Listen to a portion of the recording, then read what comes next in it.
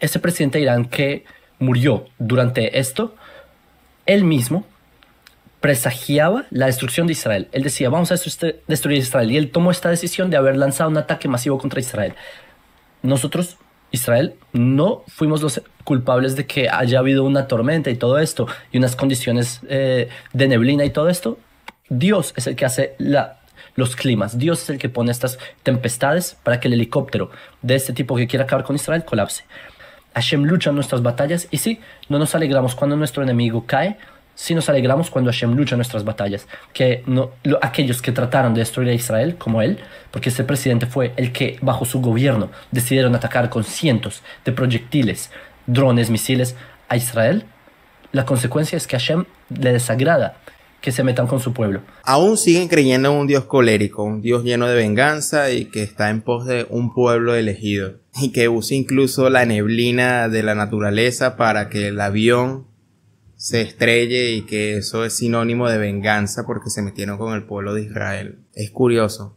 Aún siguen creyendo en un Dios colérico, en un Dios sediento, donde el hacha está ya bajo la base del árbol, como decía, si no me equivoco, el profeta Elías. Siguen creyendo en ese Dios que mandó las serpientes a un pueblo que pedía alimento, en este texto que te estoy mostrando. Y curiosamente Jesús de Nazaret refuta esto en este texto y dice: ¿qué padre, cuando su hijo le pide alimento, le manda serpientes? Es claro que Jesús estaba en contra de esta enseñanza. ¿Quieres otro texto? Fácil. Cuando Elías le pide a Dios mandar rayos y fuego fulminante a sus enemigos en este texto. Luego, los discípulos que estaban al lado de Jesús, al no ser recibidos en un pueblo pagano, si no me equivoco, era Samaria, los samaritanos, los discípulos le dijeron: manda fuego del cielo, rayos del cielo, como hizo el profeta, y aniquila ese pueblo. Ese es el deber ser, porque así decía la enseñanza y lo hizo el profeta. Y ellos pensaron que era lógico, que era algo bueno. Era algo bueno atacar de esa manera a los enemigos que no recibieran a los israelitas o a los judíos. ¿Y Jesús de Nazaret estuvo de acuerdo? No. Y le respondió: no sabéis qué espíritu sois. Y claro, si no tenemos en cuenta el Antiguo Testamento, la Torá, y nada más leemos el Nuevo Testamento, no vamos a saber de dónde exactamente se sacan estas enseñanzas. Y aquí estamos viendo una clara distinción del Padre espiritual que Jesús de Nazaret enseñó a ese concepto de Yahvé que aún hoy tenemos presente. Quien aún hoy creen que es un Dios de guerra. Y es por eso que a causa de estas enseñanzas de Jesús de Nazaret es que no le recibieron ni le entendieron e incluso lo crucificaron. Jesús le llamó raza de víboras, hipócritas, sepulcros blanqueados donde por fuera se ven muy bonitas, pero por dentro son huesos inmundos. Siguen creyendo en una vieja revelación, siguen creyendo en un viejo Dios, un viejo concepto de hace 4000 años atrás. Si vemos por ejemplo en Juan 8:40, Jesús hacia los doctores de la ley claramente indica: ustedes le adoran a vuestro padre el diablo, padre de toda mentira, homicida desde el inicio.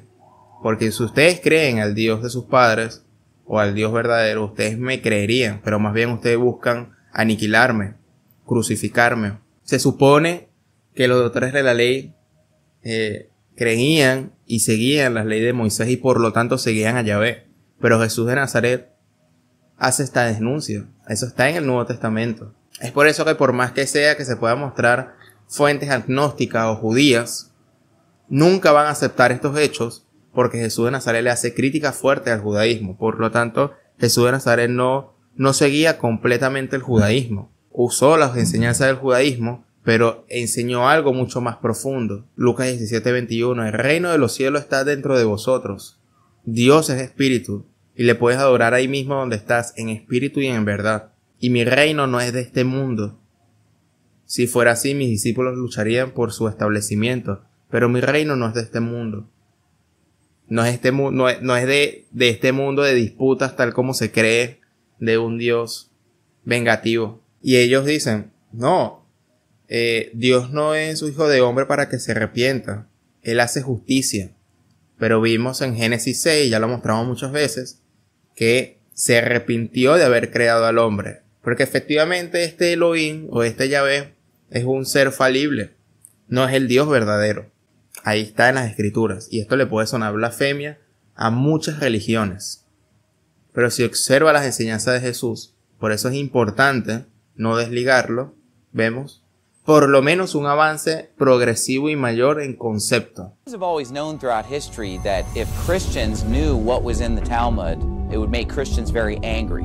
And so the Jews were able to conceal a lot of their most blasphemous statements about the Lord Jesus Christ because people didn't speak Hebrew. Here's what they say about Jesus in the Talmud. There's sections in there about Jesus.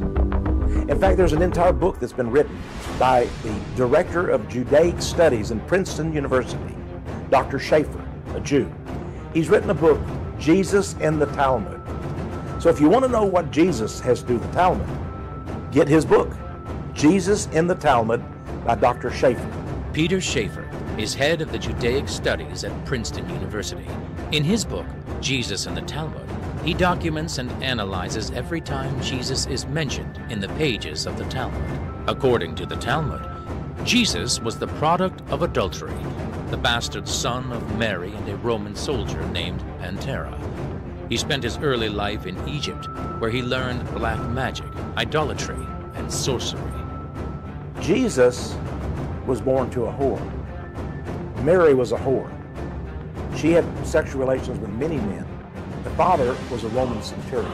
The Talmud further blasphemes the Lord Jesus by calling him a fool and comparing him with Old Testament villains such as Balaam, Ahithophel, Doeg, and Gehazi. Does the Talmud talk about the Jews killing Jesus? Or Vaguely, but Maimonides believes that the Jews killed him, that the Jews executed him because of certain of his doctrines and so forth. do you believe that the Jews killed Jesus? It's possible the Jews did kill Jesus. Right. So let's say they did. All right, maybe he deserved to die. Maybe he was a troublemaker. Let's assume we did. Not Jesus. But look at the footnote at the bottom of the page. Balaam is frequently used in the Talmud as a type of Jesus. Not only that, but in the Jewish Encyclopedia, Volume 2, page 469, under Balaam it says, Balaam given to Jesus in Sanhedrin 106b and Gittin 57a. Porque como hablamos en este video de Mesías, los judíos, o el concepto de Mesías, es un Mesías rompedor de diente, militar, que va a derrocar al imperio del yugo con las armas, parecido a la característica de David, descendiente del rey David, que se va a sentar en su trono. Y Jesús de Nazaret no es eso. Era algo mucho más allá de un Mesías material. Hablaba de una realidad espiritual. Todavía hoy por hoy se cree todas estas cosas. Por lo tanto, el judaísmo y ninguna religión es un camino completamente acertado para alcanzar a Dios. Tienen bases interesantes, bases que hay que estudiar, conocimiento amplio, que lo he compartido en el canal. Pero como ya vimos al inicio, existen relatos, creencias en el Talmud y otros donde en la profundidad que no te dicen simplemente no sigan a Jesús de Nazaret, porque lo creen blasfemo y lo creen que violó la ley y que merece incluso el castigo que tuvo, que fue la crucifixión. Ellos lo piensan. Entonces no sé si es que hay un odio, pero sí hay un profundo rechazo. Y no es antisemitismo, quiero aclarar esto, es decir, no es un odio a los judíos. ¿Por qué? Porque si ustedes investigan, hay por lo menos 7 tipos de fariseos. Jesús de Nazaret no estaba en contra de todo el fariseísmo. Incluso Jesús de Nazaret, como José de Arimatea o Nicodemo, se acercaron a Jesús con buenos ojos para saber de su enseñanza. No todos los fariseos eran malos. Eran cierto grupo de fariseos que le buscaron poner el pie a Jesús para que se cayera, mediante distintas trampas, problemas filosóficos, problemas teológicos. Y Jesús salió en cada uno de estos problemas. Que el reino de los cielos será quitado de vosotros, los judíos, y será entregado a otra gente que dé frutos. ya sea gentil, ya sea judío, es decir, ese reino se expande. Eso lo sabemos por la parábola del samaritano, que el buen samaritano resultó ser el prójimo. O la parábola del publicano y del fariseo. El publicano siendo pecador de la Torá y el fariseo siendo justo seguidor de la Torá, observante de la Torá. El publicano recibió mayor favor de Dios que el justo, porque aquí no se habla tanto de conocimiento intelectual o seguimiento de obras al pie de la letra, tal cual. Se habla más bien del orgullo espiritual, que si acepta ese orgullo interno, puede recibir mejor aceptación a los ojos de Dios que un fariseo justo. Los ángeles del cielo se alegran más por un pecador que se arrepiente por 99 justos. Es decir, enseñanzas mucho más allá de lo que enseñaba el judaísmo, de los sadik, de los justos, etcétera, etcétera, etcétera. Si ustedes profundizan en el Evangelio sin los ojos del dogma o de la tradición, se va a ver claro todas estas enseñanzas. Son cosas que no se dicen. Sabemos por la ley que el Mesías vivirá siempre. Todavía un poco más de tiempo estará la luz entre vosotros. Caminad mientras tenéis la luz, y que no os sorprenda la oscuridad. El que camina en la oscuridad no sabe a dónde va. Mientras tenéis la luz, creed en la luz, para que seáis hijos de la luz. Nosotros los sacerdotes somos quienes tenemos la potestad de enseñar la luz y la verdad a estos. ¡Ciegos! ¡Ciegos! Veis la mota en el ojo de vuestro hermano, pero no veis la viga en el vuestro. Cuando hayáis logrado quitar la viga de vuestro ojo, entonces veréis con claridad y podréis quitar la mota del ojo de estos. Siguiendo esta consigna, hacia las 2 de la tarde, uno de estos grupos se abrió paso hasta el lugar donde Jesús había seguido su plática. Y con su característico estilo soberbio y autoritario, le preguntaron al maestro: ¿con qué autoridad haces estas cosas? ¿Quién te ha dado semejante autoridad? También me gustaría a mí haceros otra pregunta. Si me contestáis, yo os diré igualmente con qué autoridad hago estos trabajos. Decidme, el bautismo de Juan, ¿de dónde era? ¿Consiguió Juan esta autoridad del cielo o de los hombres? Respecto al bautismo de Juan no podemos contestar. No sabemos. Pues yo tampoco os diré con qué autoridad hago estas cosas. Los máximos maestros de Israel, rojos de vergüenza, se sentían impotentes. Jesús dirigió entonces su mirada hacia los que habían tratado de perderle y les dijo: puesto que estáis en duda sobre la misión de Juan y en enemistad con la enseñanza y hechos del Hijo del Hombre, prestad atención mientras os digo una parábola. Cierto gran y respetado terrateniente tenía 2 hijos. Deseando que le ayudaran en la dirección de sus tierras, acudió a uno de ellos y le dijo: hijo, ve a trabajar hoy en mi viña. Y este hijo, sin pensar, contestó a su padre: no voy a ir. Pero luego se arrepintió y fue. Cuando el padre encontró al segundo, le dijo: hijo, ve a trabajar a mi viña. Y este hijo hipócrita y desleal le dijo: sí, padre, ya voy. Pero cuando hubo marchado su padre, no fue. Dejadme preguntaros, ¿cuál de estos hijos hizo realmente la voluntad de su padre? ¿El primer hijo? Sí. ¡El primer hijo! ¡El primer hijo! ¡El primer hijo! ¡Eso! ¡El primer hijo! Pues así yo declaro que los taberneros y prostitutas, aunque parezcan rehusar la llamada del arrepentimiento, verán el error de su camino y entrarán en el reino de Dios antes que vosotros, que hacéis grandes pretensiones de servir al Padre del cielo, pero que rechazáis los trabajos del Padre. No fuisteis vosotros, escribas y fariseos, quienes creísteis en Juan, sino los taberneros y pecadores. Tampoco creéis en mis enseñanzas, pero la gente sencilla escucha mis palabras a gusto. Mientras tanto, Jesús había desarrollado una segunda parábola, la del rico propietario que llegó a enviar a su propio hijo para convencer a los rebeldes trabajadores de su viña de que le entregaran su renta, preguntando a los asistentes qué debería hacer el dueño de la viña con aquellos malvados arrendatarios. Tenemos que estar en eso ahí dándole... Destruir a esos hombres miserables. ¡Sí! Y arrendar su viñedo a otros granjeros honestos que le den sus frutos en cada estación.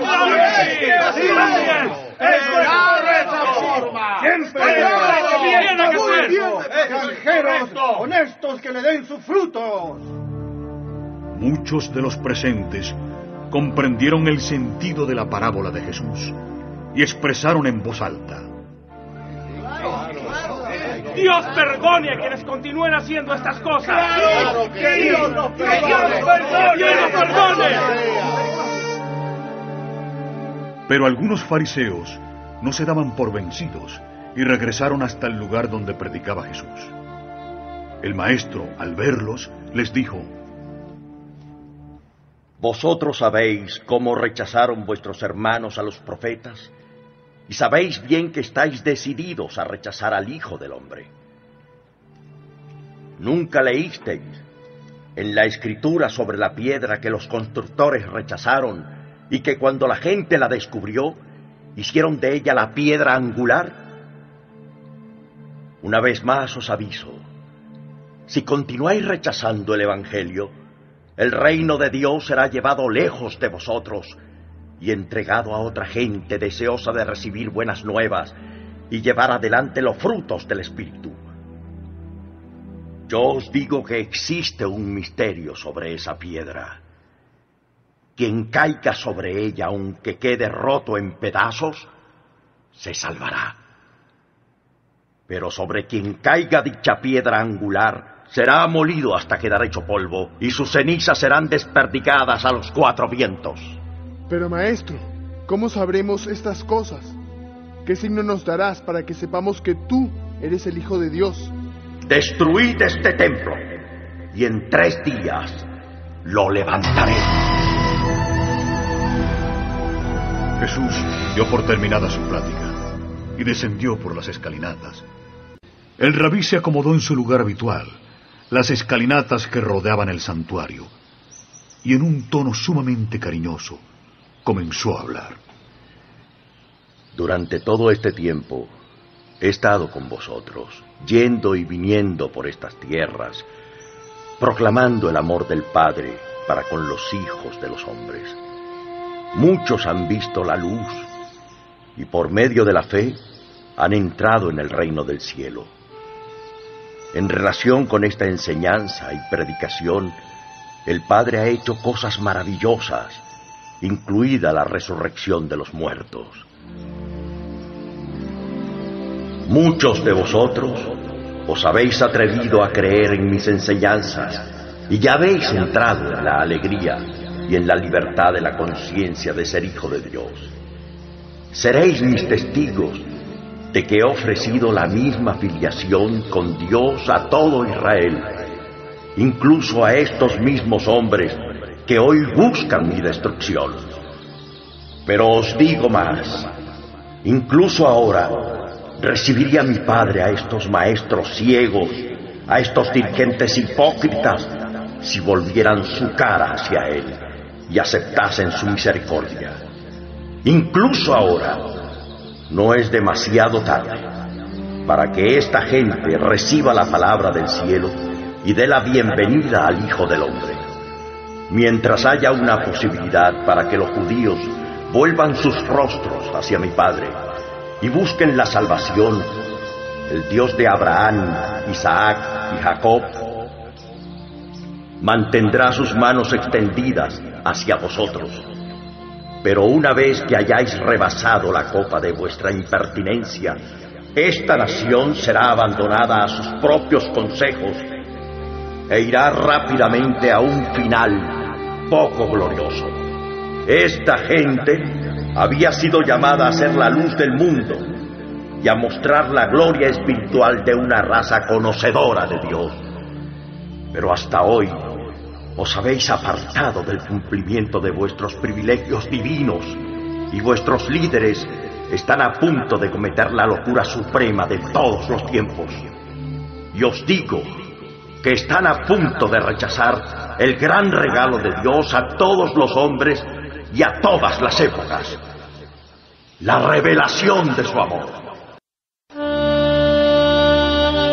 Mi Padre ha trabajado durante mucho tiempo por vuestra salvación, y yo he bajado a vivir entre vosotros para mostraros personalmente el camino. Muchos de los judíos y samaritanos, e incluso de los gentiles, han creído en el Evangelio del Reino. Y vosotros, los que deberíais ser los primeros en aceptar la luz del cielo, habéis rehusado la revelación de la verdad de Dios, revelado en el hombre, y del hombre elevado a Dios. En estos asuntos, haced lo que os ordene y observad la esencia de las leyes, pero no toméis ejemplo de sus malas acciones. Recordad que este es su pecado. Dicen lo que es bueno, pero no lo hacen. Vosotros sabéis bien cómo estos dirigentes os hacen llevar pesadas cargas y que no levantan un dedo para ayudaros. Os han oprimido con ceremonias y esclavizado con las tradiciones. Y aún os diré más. Estos sacerdotes, centrados en sí mismos, se deleitan haciendo buenas obras de forma que sean vistas por los hombres. Codician los saludos y alabanzas en los mercados y desean ser llamados rabís por todos los hombres. E incluso cerráis las puertas del reino del cielo a los hombres sinceros porque son incultos en las formas. Rehusáis entrar en el reino y al mismo tiempo hacéis todo lo que está en vuestra mano para evitar que entren los demás. ¡Ay de vosotros, escribas y fariseos! ¡Ay de vosotros, sacerdotes y jefes principales! Domináis la propiedad de los pobres y exigís pesados tributos a los que quieren servir a Dios. Vosotros, que no tenéis misericordia, podéis esperarla de los mundos venideros. ¡Ay de vosotros, falsos maestros! ¡Guías ciegos! ¿Qué puede esperarse de una nación en la que los ciegos dirigen a los ciegos? Ambos caerán en el abismo de la destrucción. ¿Cómo podéis justificar tanta hipocresía y tanta deshonestidad, malvados réprobos? Hacéis que los actos exteriores de vuestra religión sean conformes a la letra, mientras vuestras almas están empapadas de iniquidad y asesinatos. Adornáis las tumbas de los rectos y os halagáis a vosotros mismos, diciendo que de haber vivido en tiempo de vuestros padres, no hubierais matado a los profetas. Y con este pensamiento tan recto os preparáis para asesinar a aquel de quien hablaron los profetas, el Hijo del Hombre. Adelante, pues, y llenad hasta el borde la copa de vuestra condena. Oh, Jerusalén, e hijos de Abraham, vosotros que habéis apedreado a los profetas y asesinado a los maestros, incluso ahora, reuniría a vuestros hijos como la gallina reúne a los polluelos bajo sus alas, pero no queréis. Ahora os voy a dejar. Habéis oído mi mensaje y tomado vuestra decisión. Los que han creído en mi evangelio están salvados. Los que habéis elegido rechazar el regalo de Dios, no me veréis más enseñar en el templo. Mi trabajo está hecho. Tened cuidado ahora.